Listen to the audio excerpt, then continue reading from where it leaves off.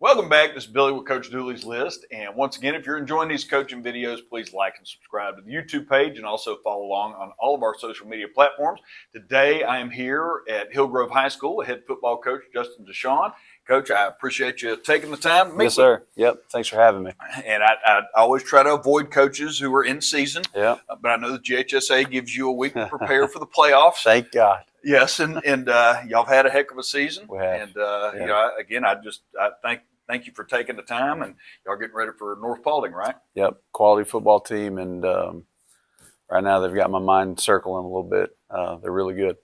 Well, this might not air until after y'all play Yep. them, so hopefully it's good and good luck with that. Yep, So, thank you. We talked a little bit off camera, but just kind of tell everybody, a little bit about your coaching journey and how you ended up here at Hillgrove. Yeah. So once I got done playing at Southeast Missouri State, I took the DB's job at the University of West Georgia in 2005. And from there, went to Alexander High School for 6 years as defense coordinator. Young, knew nothing, but I was thankful Kenny Palmer gave me a chance there. And then when New Manchester High School was built, went there as defense coordinator with Rob Cleveland and learned a lot. And we had a bunch of good players there, but just building the program from the shoulder pads and the helmets up was a heck of an experience. Was fortunate enough to get my first head job at Chapel Hill High School, where I was there for 7 years. All of this in Douglas County. And then right after the virtual season with COVID, this job came open late February. It was the same situation as Chapel Hill, third head coach in 3 years. And so it kind of spoke to me and threw my name in the hat and was very lucky to get it. And this is a heck of a place, and I'm very thankful to be here. It is a heck of a place. I love everybody I've ever met out of Hillgrove, and they do a lot of good things and a lot of sports. No doubt, no doubt. So in all your stops, coming out of college Yeah. and then, kind of jumping around as most coaches do to get the job Yep. you're meant for.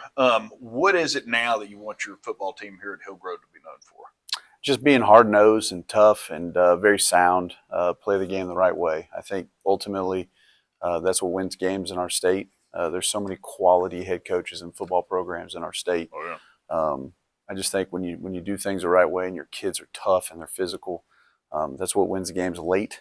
Getting into this November time frame when the weather's not great, and just being hard-nosed and physical and lifting weights. That's something that our core value we really believe in, and it fits the identity of how we play the game. I love it. And, and again, all your coaching stops, especially being in college too, I always get some good college stories. So what's one of your favorite coaching stories just kind of makes you smile or laugh, and you can tell as many as you want? No, I think my best one is I think at each stop you have different ones, right? Because they're just all different experiences. But probably my favorite story is just the first year we made the playoffs at Chapel Hill. And because it was the first time as a head coach, I'd got a team into the playoffs. That night, Tyree Shelton ran for 427 yards, and our quarterback, who ended up going to Colorado State that night for 2 weeks, we were able to hide that he had a meniscus tear, and he was the focal point. But those last 2 weeks to get in, we beat LaGrange and Cedartown, and just seeing the kids and the parents and that community's face that night that we got in, it kind of built that program back. That's a image that I'll never forget, and just some of the moments that we shared on the field.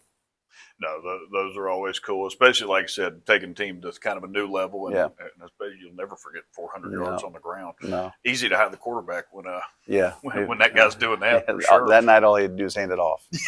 which was awesome. So, we talk about, you've had some coaches have been with you for a long time. You have others that, reach out about advice about a lot of different things. So if any former player, coach, anybody ever came to you and said, Coach, I'd like to become a head coach one day, what piece of advice would you give them?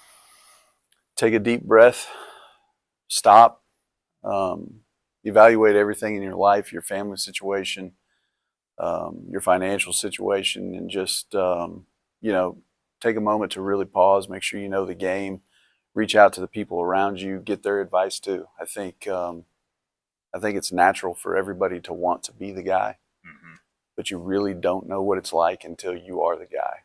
And, especially in sports, because you think you're just going to go out and teach blocking and tackling and scheme, and man, that's such a small part of it, especially in a big school like Hillgrove or a school like Chapel Hill where you're scratching to raise X amount of money, right? Because the dynamics are different, and so You have to surround yourself with great people. You got to make sure your administration can do that.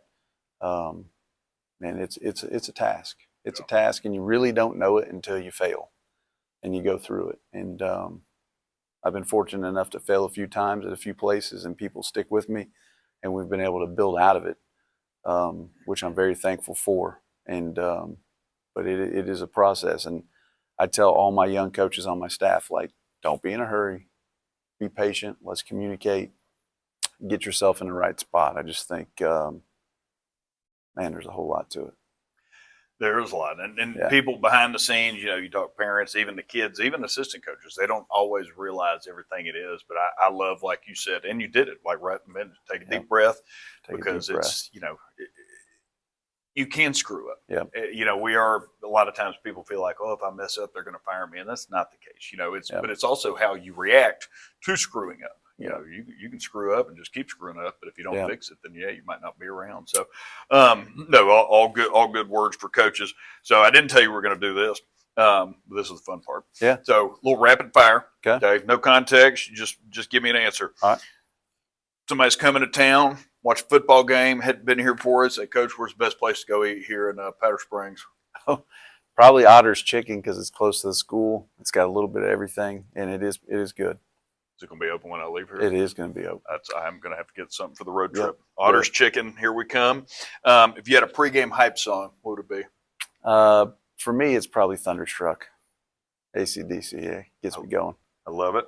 Who's the best coach you've ever coached against? Or maybe somebody just give you fits when you play them? Wow. Man. Tim McFarland at Blessed Trinity. Had to see them 2 years when I was at Chapel Hill. Extremely well prepared, and he could give you a PhD in the I formation, and it didn't matter what you lined up to. His teams were ready for it. He's a phenomenal football coach. I love that. What's your pregame ritual now? So my pregame ritual now is I really try to just gauge the temperature of the kids. They're very different than the adults in the building now, how they prepare, right? And so I just try to be visible around the kids, and I try to honestly fit off them. If I feel like they're too loose, I'll tighten up a little bit. If I feel like they're tight, I'll try to loosen up a little bit, and just try to even out our room. And I really try to be almost like a chameleon like that, and just try to be a balance for them. I like that. Last one. Who's the best player you've ever coached against? And I know there's a lot of good ones in the state. Wow. You can name a couple.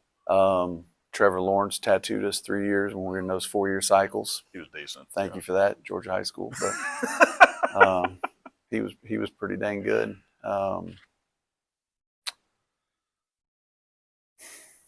Kobe Hudson at Troop was phenomenal, all in the same cycle. Those two stick out the most to me because they were just so electric. Yeah. But Trevor could make throws that in high school football you didn't think you had to defend. He could throw the ball from one hash to the opposite side numbers, and you could hear the seams whistle. Oh, wow. And he was just that special. And so you really had to defend every piece of grass amongst all the talent they had. He was fantastic. And he was the fastest guy on the field. You don't ever hear people talk about the sound of a football like you do with like baseball and stuff. It just, I've never heard anybody say that. I got a great story for you. We are at Cartersville his senior year. He throws a lateral screen to a receiver that is right in front of me, and you can hear the ball whistle. And I thought that thing was about to hit me right between the eyes. And luckily, the kid put his hands up and caught it. Got about 5 yards off of it, but I thought he was about to knock me out with football. You could literally hear his seams whistle in the wind. I had never heard that until I watched Dan Marino warm up when I was a little kid one time. My dad got us on the field, and you could hear his ball in the wind. I've never heard that again until Trevor. I heard it twice. Heard it at Chapel Hill once, and then at Cartersville one time. That's really cool. I love that. Yeah. So the big idea behind Coach Dooley's list is just trying to help coaches out and, connect them with vendors. So who's somebody you've worked with that you just really enjoy? And if a coach ever needed something, you'd say, hey, you got to work with this person. I've only had Don Breedlove from BSN for the last 8 months. And prior to him, it was Aaron Douglas. But Aaron was phenomenal. He's retired now. But Don, being a former athletic director, It's almost like when I meet with him, he's almost telling me what I need to order, which is Those guys are the great. best. When you're ending a season and your mind could be somewhere else and he's trying to keep you on task or send you reminder emails, and his turnaround time, they've been phenomenal to us. And they do a great job. So very thankful for Don and look forward to working with him. And he understands what we're trying to do. Yeah, and it's always about the rep, and you know this too. The ones that have done it before, Yep. it being in the schools, whether coach AD, like they just get it a little bit more because they've been there with all the forms and all the other stuff No they've doubt. done. So that's awesome. Well, Coach, I appreciate you taking the time, Yeah, especially during the season. Best of luck. Thank you, sir. 2 Fridays, and go get it. It's going to be a tough one.